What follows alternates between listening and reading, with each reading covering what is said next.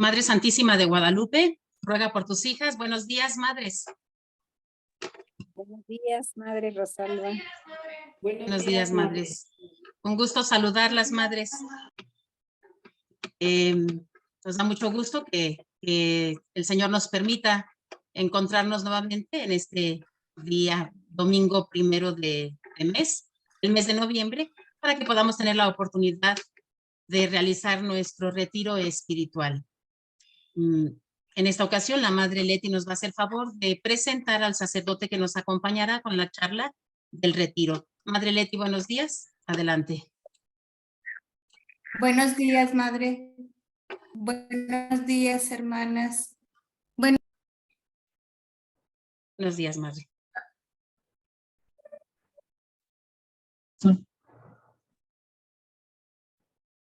¿El audio o es el mío?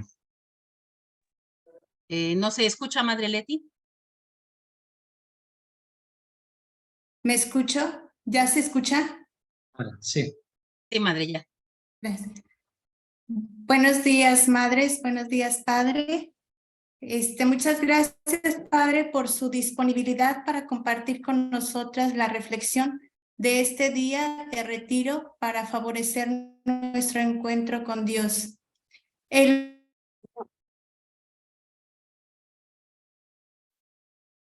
Luis Vivo González, misionero sacerdote de la Fraternidad Misionera Verbum Dei, Valencia, 6 años, en Medellín, Colombia, donde realiza su actividad pastoral en la formación y acompañamiento de personas. The Bluetooth device is ready to pair. The Bluetooth device is connected. Donde realiza su actividad pastoral en la formación y acompañamiento de personas de todo estado de vida para la misión y acompañando espiritualmente a través de predicación de ejercicios espirituales. Realizó sus estudios superiores de teología en Münster, Alemania y en Roma. Ha asumido servicios internos en su comunidad en el área de la formación y de gobierno. Fue asesor internacional en la formación de matrimonios misioneros de su comunidad. Ha realizado labores pastorales en diversos países, sobre todo en México, Colombia y España. Actualmente ejerce el servicio de responsable de los misioneros Verbum Dei en Colombia. Tiene 32 años de ordenación sacerdotal y 36 años de profesión perpetua. Bienvenido, Padre. Vale, un gusto estar con ustedes. ¿Cómo se escucha a vos? Bien, Padre. Bien. Muy bien, Padre, gracias. Bien, pues si les parece, vamos a comenzar así poniéndonos en manos de la Trinidad, la Santísima Trinidad y de nuestra Madre, la Virgen de Guadalupe. Pues ahora que estamos en este mes de noviembre también, ¿no? Que estamos en esa presencia del cielo, ¿no? También con nuestro Padre Fundador, venerable Padre José Antonio, ¿no? Plancarte. Vamos a pedirle también su intercesión, la intercesión de nuestros seres queridos que ya trascendieron, para que nos ayuden a participar de ese santo, de esa gracia dentro de nuestra vocación, de nuestra llamada concreta. Dios te salve María, llena eres de gracia, el Señor es contigo, bendita tú eres entre todas las mujeres y bendito es el fruto de tu vientre Jesús. Santa María, Madre de Dios, ruega por nosotros pecadores, ahora y en la hora de nuestra muerte. Amén. Gloria al Padre, al Hijo y al Espíritu Santo, como era en el principio, ahora y siempre, por los siglos de los siglos. Amén. Amén. Muy bien, pues nada, un gusto conocerlas y también compartir la fe, ¿no? Con ustedes en estos momentos. Y en este momento también de la historia, o sea que también cada quien se juntan en este contexto de nuestra oración, de nuestro retiro, se juntan muchos hilos, ¿no? Muchos contextos. El personal de cada una, porque un retiro pues siempre Dios nos habla al corazón.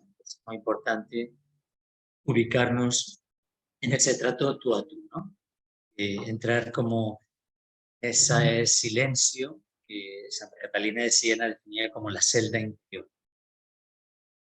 Y que Jesús comenta, cuando ores, entra adentro, cierra la puerta y ahí tu Padre te recompensará, ¿no? El Padre, el Hijo, el Espíritu, y siempre ahí de la mano de María, ¿no? Es muy importante, pues eso, que creemos las actitudes necesarias para aprovechar bien el retiro, ¿eh? Antes incluso de la temática, lo importante es cómo está mi tierra. Si la tengo como preparada, ¿no? Con las actitudes propias que Jesús pide, ¿no? De humildad, de hambre, de sed, como las bienaventuranzas, ¿no? De deseos de encontrarle. Porque eso es lo que Jesús el que busca encuentra. Por eso depende de la ya lo primero en cuanto a... Luego me pidieron que pudiéramos compartir desde la santidad, ¿no? y la vida de gracia de nosotras, ¿no? Como hijas de María Inmaculada de Guadalupe. Entonces, vamos a dejar que Dios, a través de su palabra, nos ilumine. Hay un pasaje que ya es como un poco calentando motores, ¿no? Para antes de entrar así. Un pasaje en Lucas 10, que es cuando el legista se acerca a Jesús, ¿no? Para poner la prueba, le dice, ¿cuál es el...? No, primero pregunta, ¿qué tengo que hacer para tener vida eterna, ¿no? En realidad, cuando hablamos de la santidad, o sea, santidad y vida de gracia, o sea, la santidad, diremos, es ese ideal, es la identificación con Cristo. También lo dicen las constituciones de ustedes, ¿no? Esa santidad que consiste en configurarnos con Él, ¿no? En el número 3.2 de las constituciones lo define así, y es verdad, o sea, es esa santidad que plasma Jesús como ideal, como modelo, y eso lo dice, por ejemplo, en la carta a los Efesios, el principio del himno de Efesios, cuando dice que Dios nos bendice con toda clase de bendiciones, en el cielo y en la tierra en Cristo, y empieza desde la historia, ¿no? Diciendo, antes de la creación del mundo ya nos eligió en Él, por el versículo 3, para que fuéramos santos, ahí está el ideal, ¿no? E irreprochables en su presencia por el amor. Entonces, fíjense que marca el ideal, la santidad, cómo llegar a la santidad, que es a través de vivir en su presencia, que es la fe viva, por el amor. Entonces, esa presencia y ese amor, digamos, es la vida de gracia por la cual nos vamos santificando. O sea, porque a veces se utilizan como sinónimos, ¿no? Porque el título de esta meditación es Santidad y Vida de Gracia, ¿no? Pero en realidad la vida de gracia es, guiados por el Espíritu y por su gracia, ir haciendo crecer ese don que ya tenemos. De hecho, un santo padre decía que el proyecto del ser humano, ¿no? Del hombre y de la mujer, el proyecto de Dios, se resumían en Génesis 1, del 26 al 27, que es cuando dice hagamos, en plural, ¿no? La Santísima Trinidad dice, hagamos al hombre a nuestra imagen y semejanza. Entonces dice que varón y mujer los creó, ¿no? Entonces, es muy interesante, imagen y semejanza. La imagen es el don, ¿sí? Y es muy grande también esa riqueza del don de Dios, que en realidad es como el lema de ustedes, ¿no? Cuando, pues nuestro padre fundador, ¿no? Yo me incluyo entre ustedes, ¿no? Ahora soy como una hija también de María Inmaculada. Entonces me incluyo, ¿no? Para usar el plural, ¿no? De primera persona. O sea, nuestro fundador realmente, cuando nos dio ese lema de valor y confianza, justamente son los dos elementos de la santidad, del Génesis. Ahí se resume realmente el ideal, porque la imagen es el don, es la gracia. O sea, ella me da el ser santa, pero está en potencia, hay que desarrollarlo, pero ya me lo da, o sea, ya somos santos, ya somos santas, hijas de Dios. Pero dice en 1 Juan, el capítulo 3, ¿no? Del 1 al 3, dice, 1 Juan 3, del 1 al 3, dice, fíjense qué amor tan grande nos ha tenido el Padre de llamarnos hijos y lo somos. Es decir, ya la sangre de Dios, santidad, casi ya corre por mis venas. O sea, ya tengo esa santidad. Dice, pero, ahí hay un pero todavía no se ha manifestado lo que seremos. cuando se manifieste, seremos semejantes a Él, porque le veremos tal cual es. Y dice, y todo el que tiene esa esperanza se purifica a sí mismo. Pues ahí están todos los ingredientes de la santidad, ¿no? Es el don, ¿no? Que yo lo pondría dentro del lema, es la confianza, porque Dios me regala ese don, ¿no? Esa fe. Pero también la tarea, y la tarea es la semejanza. O sea, Dios nos crea a su imagen y semejanza. Entonces, ¿cuál es el proyecto? Irme asemejando a la imagen, que yo ya soy, ¿sí? O sea, Cristo ya está en mí, la imagen perfecta del Padre, la Santísima Trinidad. Entonces yo tengo que ir sacando y desarrollando, pues a través de la gracia del Espíritu, ¿no? Esa vida de gracia ya es ir sacando y ir perfeccionando, ¿no? Asemejándome a lo que ya soy. En realidad se trata de ser plenamente lo que son, ¿no? Y desplegar lo que ya soy, pero que está en potencia, ¿no? Bien, en ese sentido, ustedes lo conocen porque ustedes están muy metidas de lleno en su carisma, ¿no? de la educación, ¿no? Por eso, digamos, el lema carismático de tomar Mateo 28, ¿no? Vayan y enseñen a todas las gentes, ¿no? En mi comunidad también tenemos el lema Mateo 28. Bueno, tenemos Hechos 6:4, nos dedicaremos a la oración y ministerio de la palabra, y también en Mateo 28, como misionero, ¿no? Entonces, que es y formen discípulos, ¿no? Enseñándoles, ahí está lo específico de ustedes también, ¿no? Bueno, hay un autor, seguro lo conocen, sobre todo las que han estado más en el ámbito formativo, Amedeo Cencini, un italiano, que él da muchos cursos en Roma, ¿no? Para formadores. Entonces, él comenta de la pedagogía de Dios, esa pedagogía por la cual nos va sacando de esa santidad que tenemos dentro y la va estructurando y la va desarrollando a través de la gracia de esa vida de obediencia al Espíritu, esa vida de seguimiento de Jesús. Entonces, él dice que, ¿verdad? Somos imagen de Dios, pero es de un Dios trinitario. Entonces, él marca como el proceso de la pedagogía, cómo ir viviendo esa santidad y lo centra en la pedagogía de la historia de salvación. Pone primero el Padre, pues toda la historia de salvación empieza, aunque siempre está en la Trinidad, el Padre, el Hijo y el Espíritu, ¿no? Pero empieza con el Padre. Y en la etapa del Antiguo Testamento, incluso anterior, o sea, desde la creación, eso, lo que se marca es sobre todo ese verbo crear. O sea, Dios. Es decir, nosotros ya por don, por creación, ya somos hijas, ya somos santas, ¿no? Ya somos otro Cristo, ¿no? Imagen de María, ¿no? Ese modelo, ese rostro materno de Dios, ¿no? Pero, entonces, ¿qué tarea nos toca hacer para empezar ese camino de santidad correspondiente a la historia de salvación? Bueno, lo primero que hay que hacer es creer que ya tengo esa imagen dentro y entonces sacarla de dentro. Por eso él dice, la primera actividad en la vida espiritual, que será también la primera actividad en la vida fraterna, y la primera actividad en el apostolado, o sea, porque son paralelos, son tres vasos comunicantes, lo que sea mi oración, mi vida espiritual, será mi fraternidad y será mi misión, ¿no? Entonces, ese punto, el primer paso es educar.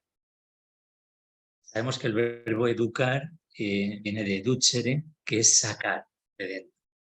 O sea, Dios ya me lo ha dado. Entonces, el ideal, el sueño de Dios para mi vida no es algo que está lejos, ni en la montaña, ¿no? A veces la vida espiritual, santos clásicos, ¿no? Lo han planteado como si fuera San Juan de la Cruz, la subida al Monte Carmelo. Y uno dice, madre mía, me va a tocar subir aquí. O sea, lo plantean como algo externo y duro, ¿no? Pero en realidad el ideal no es algo externo, está dentro. Eso dice el libro del Deuteronomio, que lo retoma luego San Pablo. En Romanos 10, del 8 al 10, dice, antiguamente decían, sí, quieren subir al cielo para bajarnos ese ideal, ¿no? O quieren ir al abismo, a ver si lo encuentra. Dice, no, la justicia de la fe, o sea, de la gracia en Cristo, dice que ese don ya lo tienes en tus labios y en tu corazón.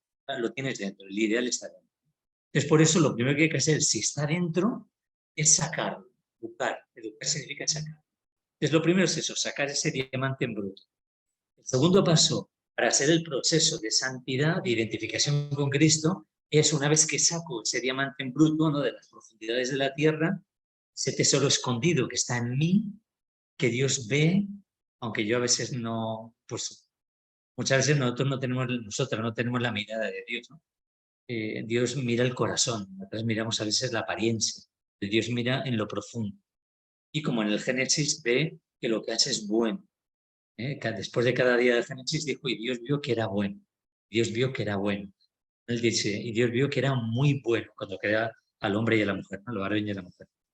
Bueno, entonces Dios mira esa bondad en lo profundo del corazón humano. Y entonces, al verla, dice, está como ese tesoro escondido, pero la persona no lo ha descubierto. Entonces, tengo que despertar ese Cristo dormido, ¿no? Cuando estaban en la barca, que se hundían con la tempestad, ¿no?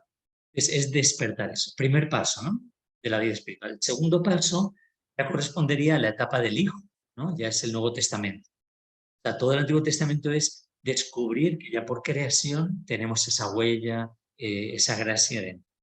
Pero luego viene la redención. Claro, eso lo hemos ocultado por el pecado, la superficialidad, y Cristo viene a volver a rescatar esa imagen que tenemos dentro. Por eso es tan importante el concepto de santidad, que ustedes también lo tienen muy bien, o sea, repasando las constituciones de ustedes en todo el dinamismo y el capítulo que habla de la vida de unión con Dios, ¿no? Y va poniendo pues todos los ítems, ¿no?, la oración, la palabra, la liturgia, bueno, todos los ítems de cómo unirnos. En realidad, nos tenemos que ir uniendo en toda la vida, en la vida de unión. En toda la vida. Hagan por ahí un micro. Eso. Entonces, en esa unión con Dios, me descubre primero, me saca lo que yo soy, es una gracia, un don, o sea, y está muy bien, usted también lo plantea mucho eso, ¿no? O sea, que la vocación no es a fuerza de puños, sino que es una gracia, por eso es la vida de gracia, y el proceso espiritual es un proceso a más humildad, ¿no? A medida que yo crezco en santidad, crezco en más dependencia de Dios y menos dependencia de mí misma. Entonces, cada vez me voy fiando más y la gracia actúa con más fuerza en mi vida. Bien, entonces el segundo paso, viene el Hijo, se encarna, y entonces en este segundo paso es la redención, decíamos. ¿Y cuál es, diremos, la actividad propia que hace la Trinidad conmigo y que yo tendría que hacer con la comunidad, en el amor fraterno en mi comunidad y en el apostolado? Y es formar. Lo propio de ustedes, enseñar, ¿no? Pero antes de enseñar hay que educar, que no es lo mismo. Una cosa es sacar de dentro el diamante y otra cosa es darle forma, ¿no? O sea, ya cuando ya tengo la materia prima, luego le doy la forma. Y es muy importante. Y la forma la da el Hijo. A mí me ayuda tanto ver que la santidad, a veces uno se plantea la santidad como algo externo y son falsas imágenes, son tentaciones, ¿no? El Papa lo expresa muy bien, el Papa Francisco, ¿no?, cuando sacó este documento sobre la santidad. Tan bonito, ¿no? Y cada quien desde su estado de vida. Bueno, lo primero para que haya una vida santa es que es descubrir el don que Dios me da, porque la vida se convierte en una respuesta al don recibido. La santidad es una respuesta de amor, ¿no?, a la gracia recibida. Dios me da ya la santidad y yo tengo que ahora esa santidad, ese ser, irlo haciendo crecer, esa semilla. Por ejemplo, en el Génesis, cuando se habla de la creación, se dice que al principio había un caos, ¿no? Y estaba la Trinidad, porque estaba el Padre, la Palabra, por la que creaba, y el Espíritu que revoloteaba sobre el caos, ¿no?, la Trinidad. Entonces es curioso porque plantean la perfección del Edén como el ideal, el sueño de Dios, el reino de los cielos, ¿no?, que es donde se vive la santidad. Lo plantean no como algo nuevo, sino como ordenar lo que estaba hecho un caos. Eso lo dicen los santos, ¿no? La santidad es el orden en el amor. Entonces, no necesito nada para ser santa, ya lo tengo todo, incluso me sobran cosas. Lo que tengo que hacer es ordenar, la oración es poner orden en el caos o donde haya caos, ¿no? Y eso se hace por la fe y el amor, realmente, ¿no? Por eso esa confianza y ese valor, ¿no? Del lema, ¿no? Pues del lema de ustedes, que es muy bonito, es justamente el don y la tarea. O sea, Dios me da la gracia, pero yo tengo que trabajar, y ahí está el valor, ¿no? O sea, la actitud nuestra. Que fíjense que es la espiritualidad de ustedes también, que yo veía que es muy centrada también en Jesús Eucaristía, ¿no? Como María, o sea, porque la Eucaristía es el culmen y la fuente de toda nuestra espiritualidad. La Eucaristía, la consagración, la santidad se hace uniendo la gracia, fruto de la tierra, del don de Dios y del trabajo del hombre. Lo que se consagra no son granos de trigo, es fruto de la tierra, un don de Dios, ni serían granos de uva. Lo que se consagra es lo que yo, con ese don de Dios, he trabajado. Por eso Dios pone en mis manos con toda confianza ese don, quiere que yo también lo trabaje, ¿no? Lo cultive. Entonces es muy bonito la imagen del Génesis, porque sería el proceso de la santificación nuestra y del mundo, ¿no? Que nos confía Dios. O sea, ir poniendo orden. Por eso, desde esa vocación tan bonita, ¿no? De educar, de acompañar a los niños, los adolescentes, ¿no? Al pueblo de Dios que se les confía, tienen que tener esa mirada y esa sabiduría. A mí me encanta también cuando hay los escritos de ustedes, plantea también esas características. Yo lo tenía aquí en este documento donde ponen el rostro, digamos, que es como el de María, en realidad, ¿no? Lo plantea en el número 2.3 de las Constituciones. Dice, viviremos nuestro carisma de hijas de María Inmaculada de Guadalupe para ser como ella. O sea, entonces aquí es muy interesante. María, seguimos a Jesús, lógicamente, pero mirando a Jesús a través de los ojos de María, ¿no? La Virgen de Guadalupe. Entonces aquí pone 4 aspectos que son como el eje, ¿no? Dice, como madres, como maestras, como consoladoras y como asistentes. De hecho, prácticamente, no sé si ustedes o cuando se fueron formando las constituciones y todo, ¿no? Tenían esa lógica en la mente. Pero yo cuando lo leí, yo me identifiqué exactamente con el proceso que yo lo estoy explicando ahora, ¿no? El sentido de la maternidad de Dios a través de María es la primera etapa, ¿no? Que engendra esa vida. No basta solo ser madre, sino maestra. Esa vida que se engendra, que se educa o se saca a la luz, luego como maestras se va formando, ¿no? Se va enseñando. Pero no basta eso. Sabemos que en el camino hay pecado, o sea, la vida espiritual no es lineal, ¿no? Es un zigzag, ¿no? Sube y baja, ¿no? Ojalá ese sube y baja vaya ascendiendo, ¿no? Entonces, por eso también consoladoras, corredentoras con Cristo y asistentes también, aunque ahí lo aplica consoladoras de los afligidos, asistentes de los enfermos.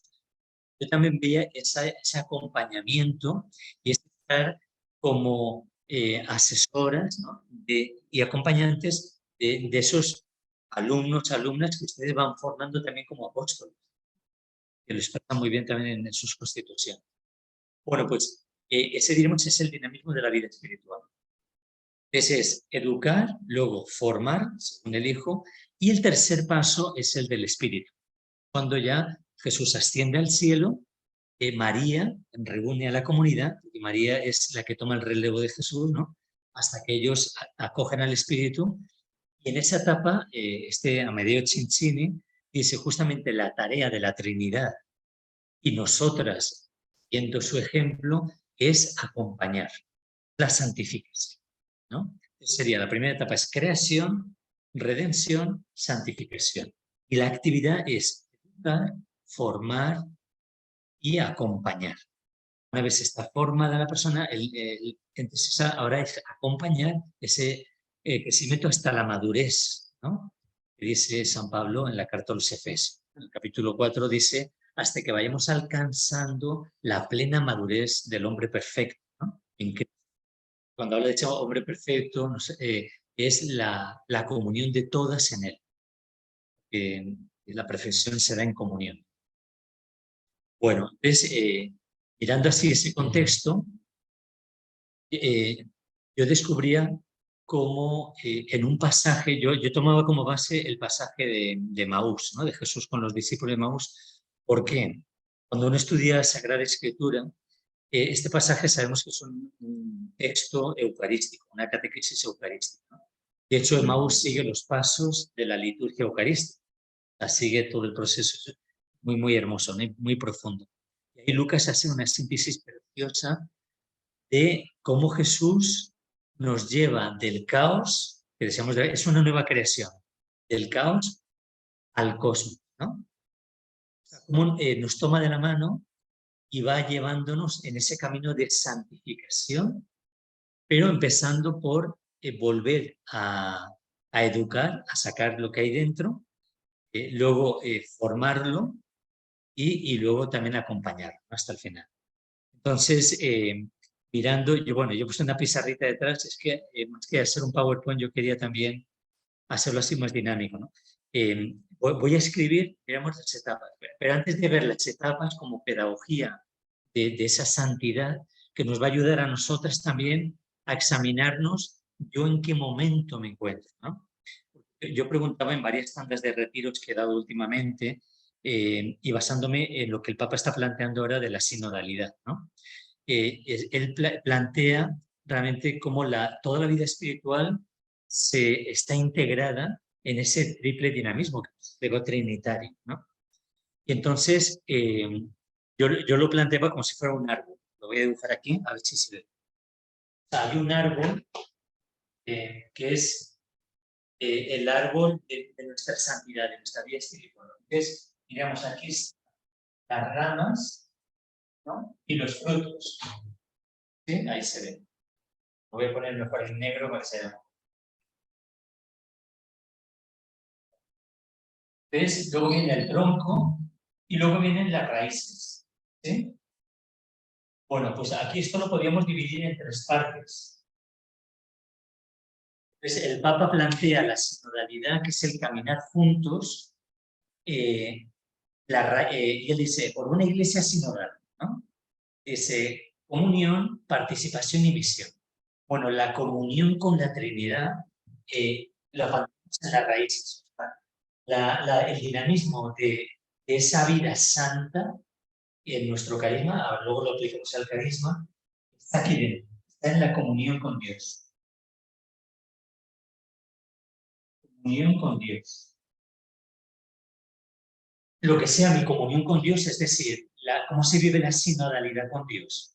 Se vive primero descubriendo cómo Dios camina conmigo. Y eso lo vamos a ver en los discípulos de Maús. O sea, cómo Jesús hace el proceso y camina conmigo. Se acerca, me escucha y bueno, va caminando conmigo. Y también me lanza la pregunta a mí, ¿cómo yo camino con Él? Porque es mutuo, ¿no? El sentido de sinodalidad es algo esencial a nuestra fe. Entonces, primero es esta parte de abajo. De aquí va a depender nuestra vida fraterna y nuestra misión. Por eso no se pueden separar, ¿no? Entonces, el Papa dice comunión, participación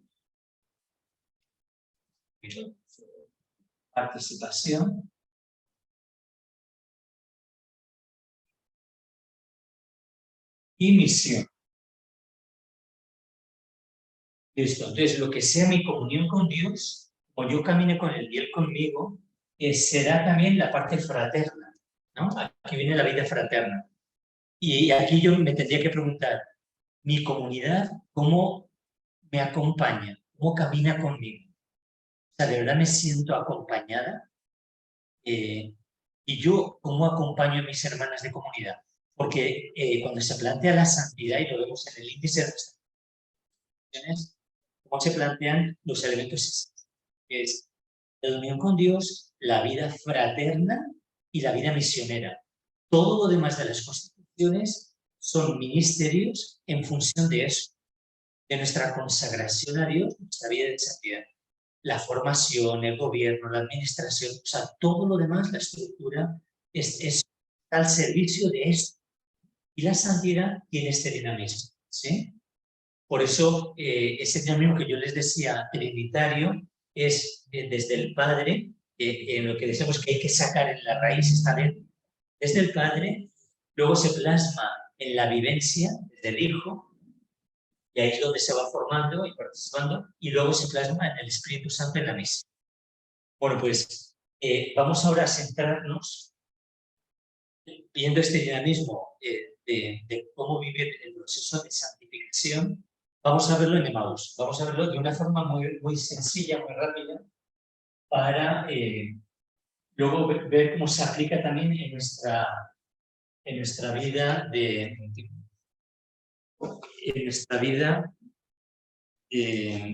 consagración y de santificación, ¿no? Entonces,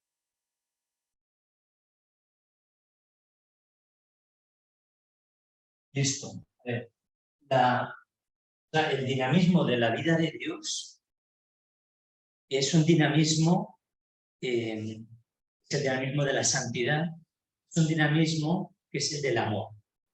Si recuerdan la cita que les decía antes de Efesios 3 al 4, dice, para que Él nos creó en Cristo para que fuéramos santos, santas, en su presencia por el amor. Bueno, Dios es amor, ¿no? Entonces, si tuviéramos que ver como en lupa el ser de Dios, su dinamismo interior, ¿no?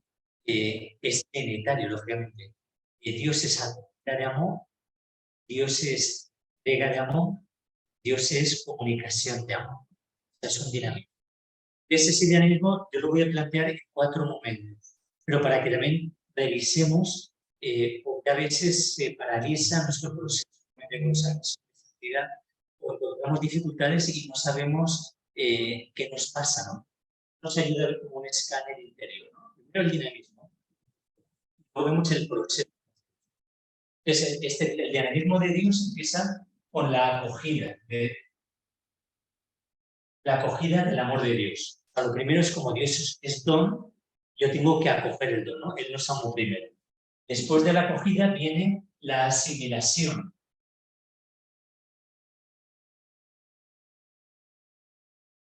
O sea, de nada me sirve comer amor de Dios en la oración diaria, en todo, Eucaristías, bueno, si yo no lo asimilo. Asimilar significa encarnar, significa interiorizar, personalizar, ¿no?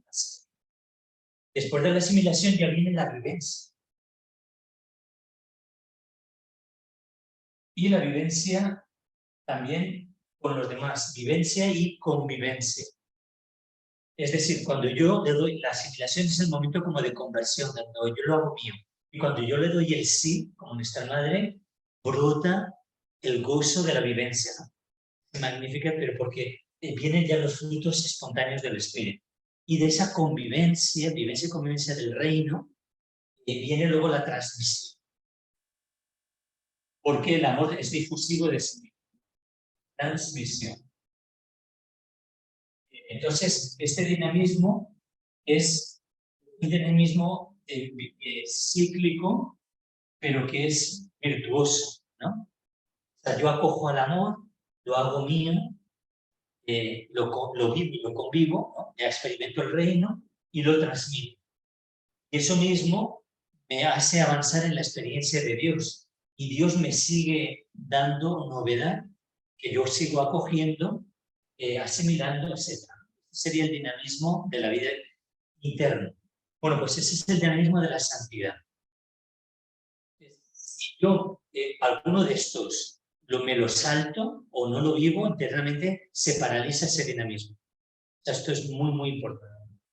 Es un dinamismo que es el dinamismo del amor. Dios más que amor es verbo, sería el verbo amar, pero en gerundio. O sea, Dios es amante. Dios está en acción de amar constantemente, ¿no? Es unirnos a ese dinamismo de amor de Dios. Entonces, esta imagen, que se ve como si de frente, ahora es como si ahora lo giráramos y fuéramos a ver la foto de perfil. ¿Cómo se vería de perfil? De perfil se verían unos ejes largos, ¿no? No sé si se llega a ver, pero bueno, ahora 1, 2, 3, 4. Aquí están, diremos, los 4 ejes, que son estos 4, ¿no? Acogida, asimilación, vivencia y transmisión. Y la vida espiritual, ese proceso de santidad, va siendo así. Va siendo creciente, pero en espiral. O sea, va integrando estos 4 elementos, ¿no? Entonces serían como las 4 varillas de una columna, ¿no? Que los albañiles van metiendo el cemento. O sea, desde el principio, el dinamismo de identificación con Cristo tiene que integrar estos 4 elementos. De tal manera que si yo a mis alumnos en el apostolado en el que yo estoy no les integro una experiencia, aunque sea incipiente, así ya hay algo que les impide vivir ese dinamismo de santidad. Y la persona ya no siente el gozo del Espíritu. O sea, aquí le faltaría un elemento. Bueno, pues este dinamismo es el de la vida de Dios, que es integral. Este también lo tiene en el capítulo de sus constituciones, cuando habla de la formación, como pues una formación completa e integrada, ¿no? Humana, espiritual, apostólica, etc. Para que los alumnos o las personas con las que trabajan también impacten en la sociedad, ¿no? Sean agentes de transformación. Bueno, pues ahora vamos a ver ya brevemente el dinamismo desde Emaús. Y aquí sí que ya luego nos vamos a detener más despacio porque es donde podemos centrarnos en nuestra oración. Todo esto que les estoy diciendo son cosas que ya sabemos, pero que también ayuda a recordarlas. Entonces, el pasaje que vamos a ver, que es Lucas 24, del versículo 13 hasta el 36, ¿sí? De Lucas. Lucas 24, del 13 al 36. Como es una meditación más para el retiro y no tanto una formación, es porque yo que doy unos años de formación, es más un sentido de gustar efectivamente con Jesús. Bueno, entonces en Emaús vemos 5 pasos. El primero sería la preparación. El primero es la preparación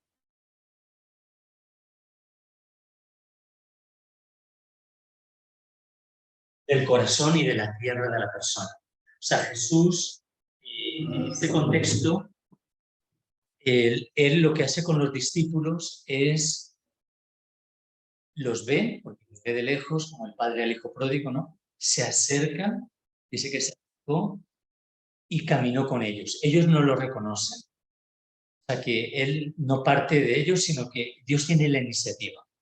Es lo que el Papa dice, nos primerea, ¿no? Él da el primer paso. Y entonces es interesante como él, que podría haber empezado corrigiéndoles, ¿no? Pero, ¿sí? Amonestándoles. ¿Cómo es posible que después de 3 años no han aprendido nada, ¿no? Y se van a su casa como si no hubiera servido de nada, ¿no? Tanto esfuerzo.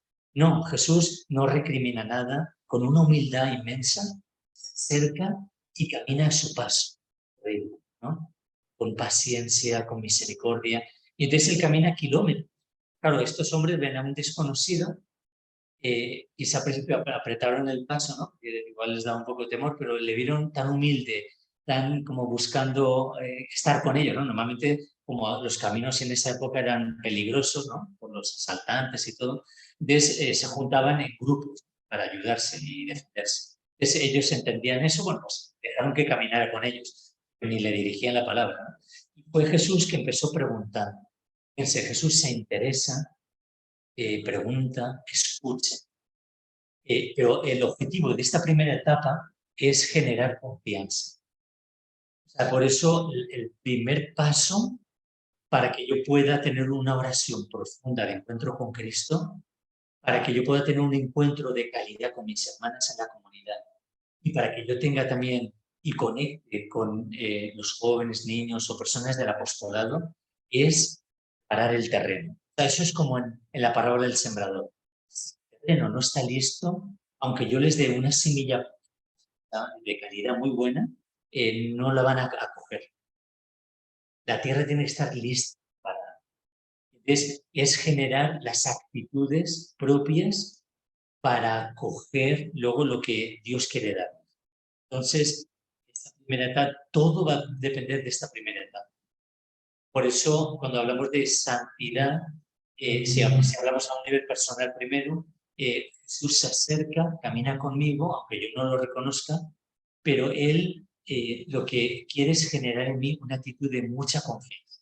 Tanto, ellos se paran y le abren el corazón. Este es el objetivo de esta primera etapa.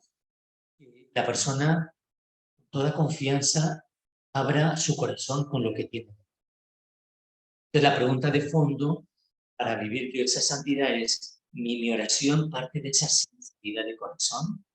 Cuando Jesús le dice a la samaritana que los verdaderos adoradores adorarán en espíritu y en verdad, ¿no? O sea, de verdad, yo voy con esa sinceridad, de manera que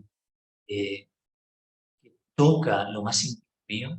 Yo les tengo que confesar que, por ejemplo, en mi oración, lo que más me ayuda para entrar, cuando estoy frío o no siento nada en sequedad, es hacer un acto de humildad, de sinceridad. Yo me sincero y le expreso lo que estoy viviendo. Alegría, tristeza, rabia, tranquilidad, paz, éxito, fracaso. O sea, lo que estoy viviendo, sincerarme, ¿no? A mí me ayuda mucho ponerme en el piso, ¿no? Postarme, abrirle el corazón. Y en ese momento yo noto que hay conecto con él. Pero es muy importante porque si no se crea esa actitud, no se da el siguiente paso. Claro, ellos le abren el corazón y se desahogan. Fíjense qué importante.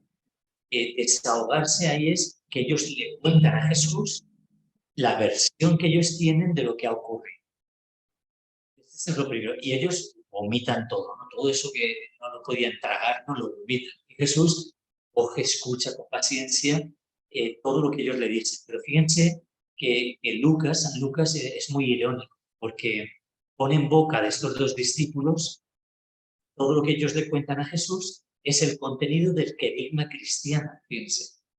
Es decir, es lo mismo que luego San Pedro predica en los Hechos de los Apóstoles, como la primera predicación de la Iglesia, el querigma, ¿no? Pero aquí es el querigma, sería aplicado a nosotras, es que, como diciendo, yo me sé el tema de la catequesis, ¿no? Pero lo cuento, lo digo sin espíritu, o sea, desanimada, sin alma.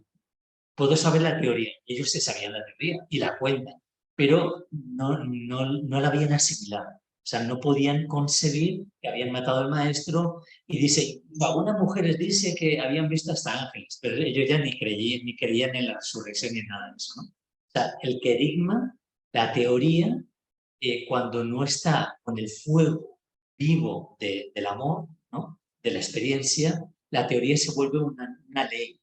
Y San Pablo lo dice, ¿no? La ley mata al espíritu de Dios. Entonces, todo el proceso de Emmaus es como eso que yo sé, lo asimilo y al final me resucita. Bueno, ese es el primer paso. El segundo paso es, ya cuando está preparado el terreno y se abre el corazón con confianza, Jesús ahora da su versión. Y entonces, el segundo paso es la escucha.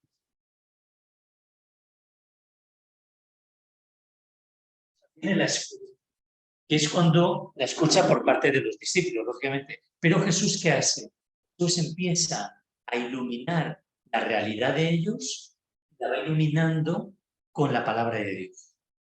Es decir, él, a partir de la ley y los profetas, empieza a iluminarles a ellos, no fuerza, o sea, ellos, porque Jesús empieza una pregunta y dice, ¿pero no era necesario que pasara eso? O sea, lo deja abierto como pregunta. No impone su opinión, ¿no? Y entonces le va demostrando a través de la escritura y les hace ver otra lectura de la realidad. O sea, la oración es, primero, abrir mi corazón con mis dudas, interrogantes, anhelos, deseos, ¿no? Y ahí es donde Dios responde, ilumina con la palabra.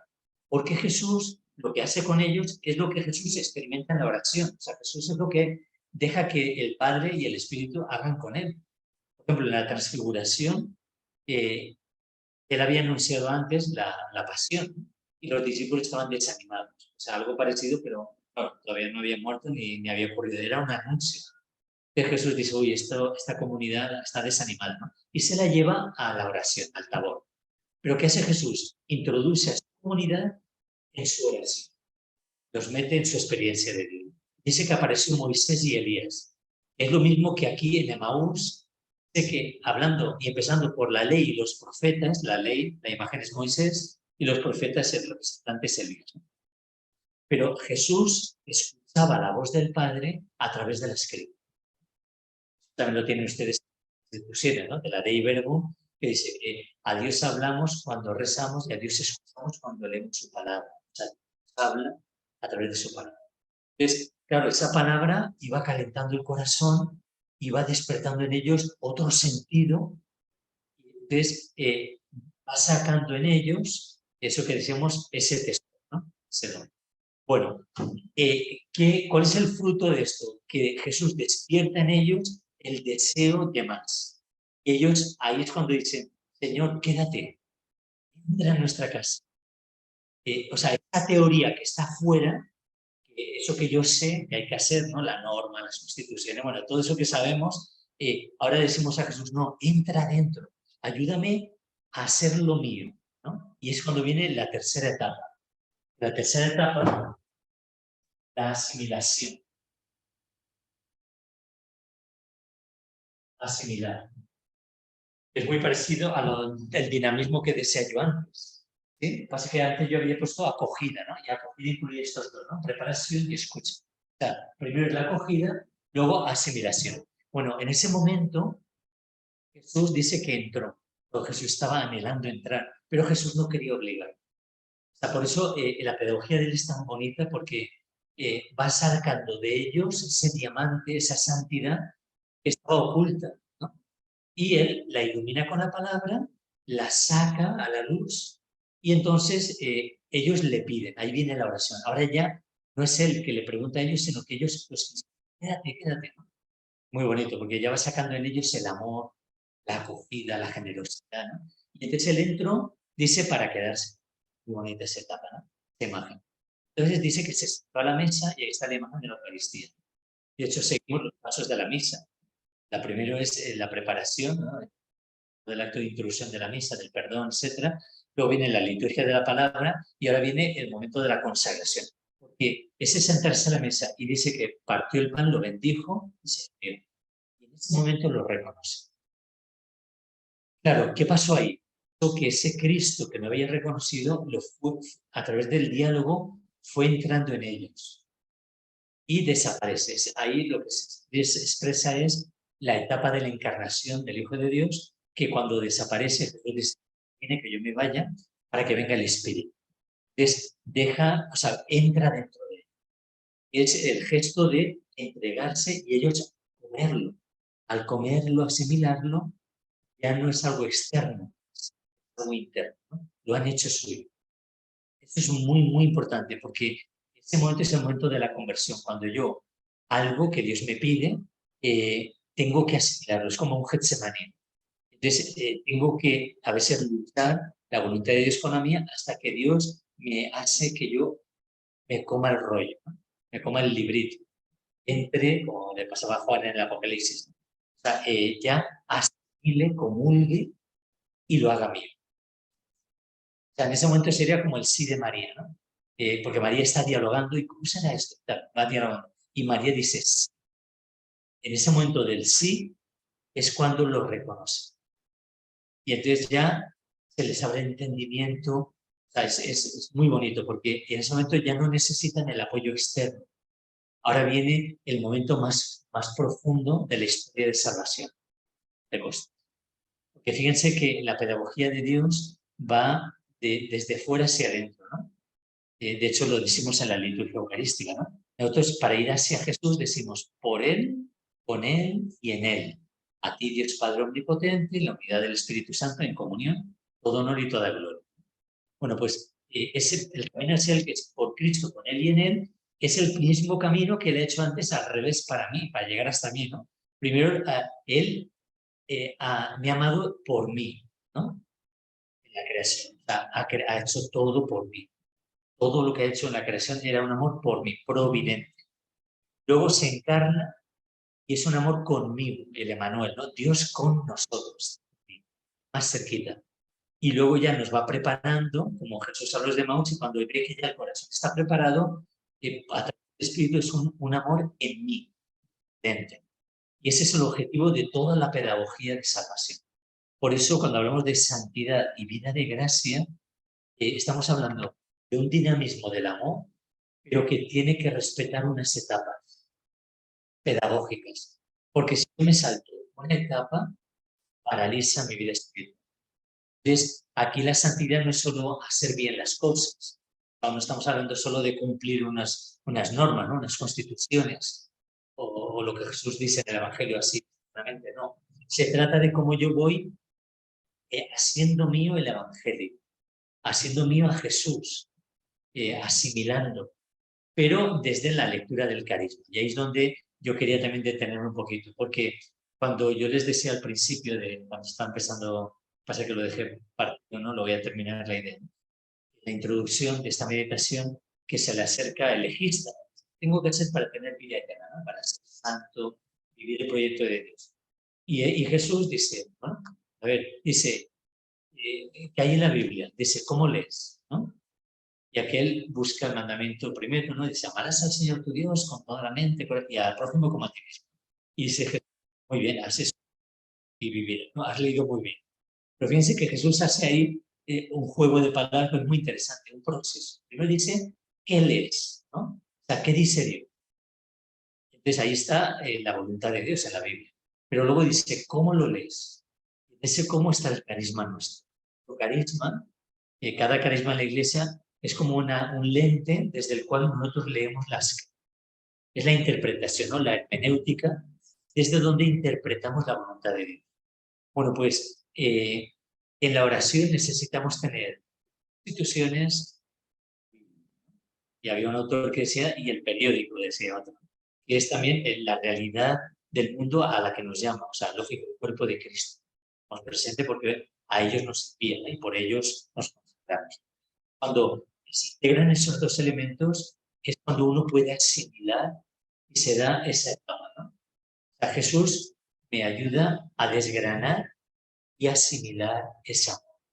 Después de la asimilación, cuando ya lo reconozco, cuando lo he hecho mío y he dado el sí, él desaparece, pero porque ya no necesito ese apoyo externo, ¿no? Hasta ahora ha sido la comunidad la que me empuja, me anima, el apostolado, pero en ese momento es cuando yo ya tengo un motor interno, es eso de los apóstoles.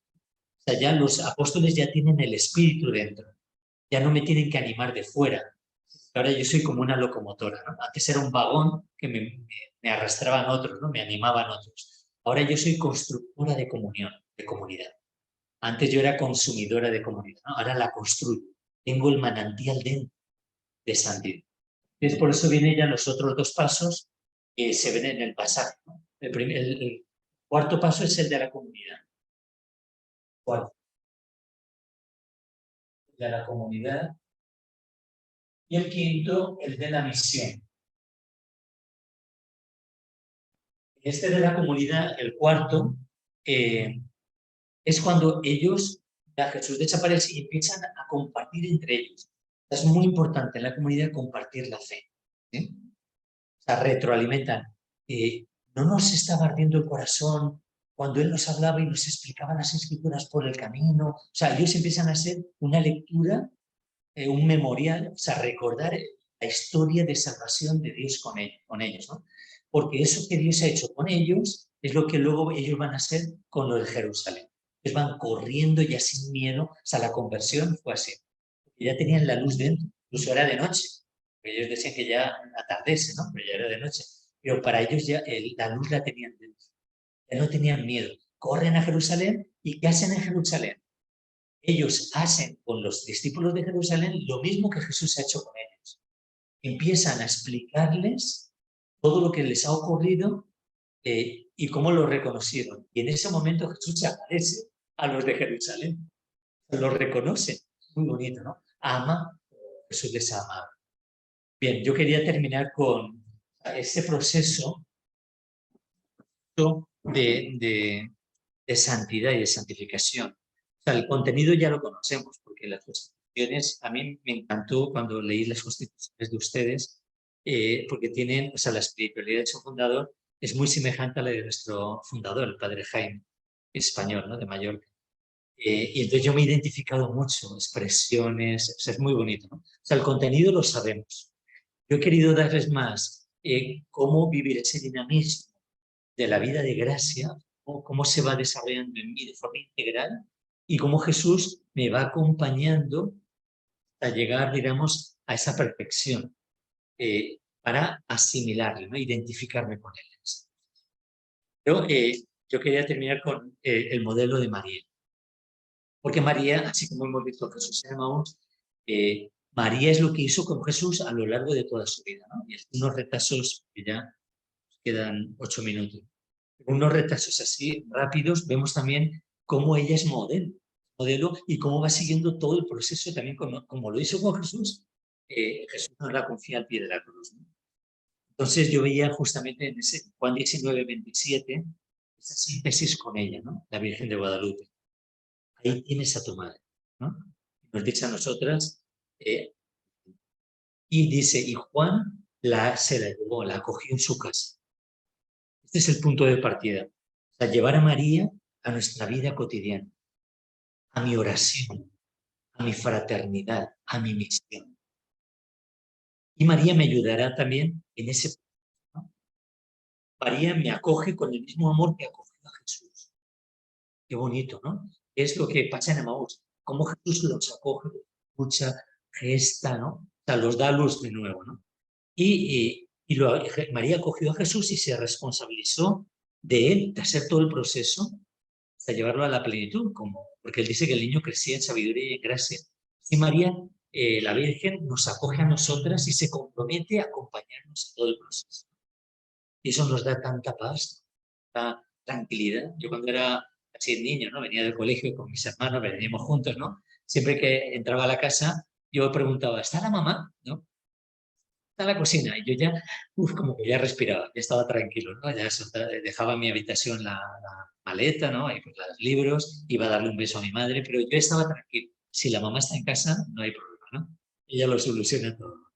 Esa imagen espiritual es muy importante. María, en nuestra vida de santidad, porque María es como el ambiente donde puede crecer Jesús. De hecho, a mí me impactó mucho el eslogan del Papa en el año de San José, yo todavía le estoy sacando el jugo a esa frase, que sale en el Evangelio de Mateo, cuando el ángel le dice a José en sueños, levántate, toma al niño y a su madre y huye a Egipto, ¿no? Luego dice lo mismo, levántate, toma al niño y a su madre y vete de vuelta, porque ya murió Herodes, ¿no? Pero eso es la síntesis de la vida espiritual. Jesús nos está diciendo a cada una, levántate. Estás ahí como ya instalada, no, levántate. ¿No? Como María a visitar a la primera vez. Toma al niño, o sea, toma a Jesús, toma esa consagración, ¿no? Esa vida de santidad, de unión con Él y a su madre. Porque sin María no, el niño no va a crecer. María es, por ser modelo de iglesia, porque reúne las condiciones necesarias para que esa vida nueva, esa santidad crece. Bien, entonces, ahí se ve, ¿no? Cuando María corre, como visitó a Isabel, ¿no? Y en Lucas 1, del 40 al 43, a atendernos en nuestras necesidades, ¿no? Cuando estemos en situaciones embarazosas, mejor dicho, ¿no? Como Isabel está embarazada. Y ella nos da serenidad. María, como en Belén, ¿no? En nuestro Belén, en nuestro portal, ¿no? Ahí Lucas 2:7, dice que tomó al niño y lo envolvió en pañales. Ella con ternura nos va a proteger, va a cubrir nuestra desnudez, nuestra vulnerabilidad, ¿no? Así como, por ejemplo, en la cruz, los soldados despojaron a Jesús, María, cuando lo descienden al Hijo, lo cubre con su manto, ¿no? O sea, María nos va a cubrir. Lo mismo en Lucas 2:27, dice que María, el Padre de Jesús, cumplía la voluntad de Dios, ¿no? Y ofrece al niño en el templo. O sea, María nos va a consagrar constantemente. Siempre que nos desviemos, nos va a llevar cumpliendo la voluntad del Padre, ¿no? Cuando nos perdamos, ¿no? Como el niño en el templo, Lucas 2:45, María nos buscará en nuestra vida, ¿no? O sea, ella dejará las 99 y nos buscará. Ella es la imagen del buen pastor realmente. Seguramente María le contaría a Jesús ya, claro, su vivencia interior, ¿no? Y eso impactó tanto que luego cuando Jesús contaba lo del buen pastor, seguro que le venía la imagen de José y María buscándolo a él, ¿no? Bueno, María nos enseña a obedecer, ¿no? Lucas 2:51. Dice que el niño, después del acontecimiento este del templo, ¿no? Volvió a Nazaret y estaba sometido a ellos. A María nos enseña a obedecer al Padre, a ser dóciles, ser libres, obedeciendo su. Ella guarda en su corazón toda nuestra vida, nuestra vida. Es precioso, ¿no? La espiritualidad de María que expresa Lucas, ¿no? Lucas 2:19 dice, y María, todo eso que vivía Jesús, lo guardaba cuidadosamente, meditándolo corazón, mente, corazón. Así María mira nuestra vida y la graba en su mente, en su corazón. Ella nos acompaña siempre, ¿no? El niño crecía bien, gracias. María nos va a acompañar en ese crecimiento. Lucas 2:52. Y María nos acompaña en nuestras jornadas misioneras católicas, ¿no? En Juan 2:12, es después de las bodas de Caná, Juan es el único que dice que María se fue con los discípulos a seguir a Jesús. En ese momento, en la vida oculta, Jesús seguía a María, ¿no? Como madre y maestra. Pero aquí se cambian los papeles. Ahí María se pone como discípula y empieza a seguir a Jesús. Qué humildad más grande la de María, ¿no? Que nos enseña a que cada día hemos de ser no solo madres y maestras, sino discípulas de Él. Dice ahí en Juan 2. Entonces, María ayuda en las bodas de Caná también a discernir la hora de su hijo. Lo lanza a la misión. María nos va a lanzar. Cuando estamos estudiando, tengamos miedo, María nos empuja, ¿no? Y dice a los que estaban allí, hagan lo que Él les diga, ¿no?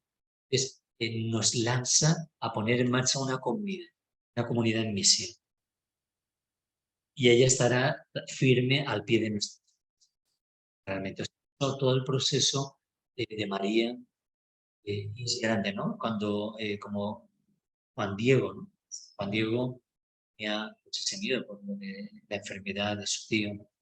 Y ella le dice, pero no estoy aquí, que soy tu madre. O sea, yo estaré firme también en tus angustias, en tus. Entonces, María estará ahí, para de la mano, y no temas, yo no.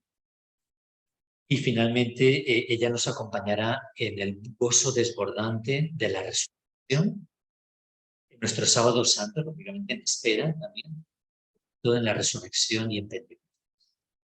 Qué gozo, ¿no? En esa magnífica constante.